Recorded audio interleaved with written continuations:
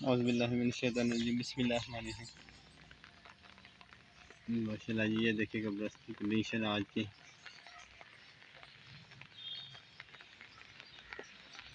Sir सब्ज़ो Shadab, बारिशों की वजह से पौधे हो गए हैं।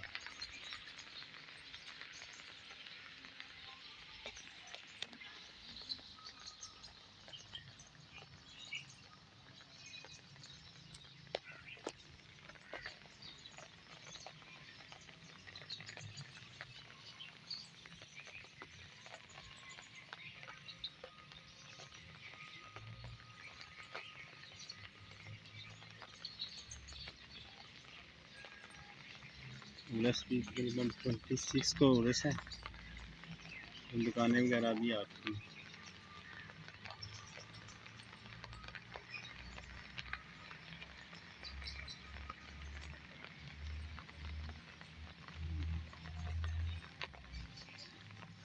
कब्रिस्तान में आया करें, आके अपनी जो बड़ों की जो आपके फौतशुदगान हैं उनकी कब्रों की कंडीशन देखा करें। अभी तक तो जो देखी है तकरीबन ठीक है कंडीशन सारी।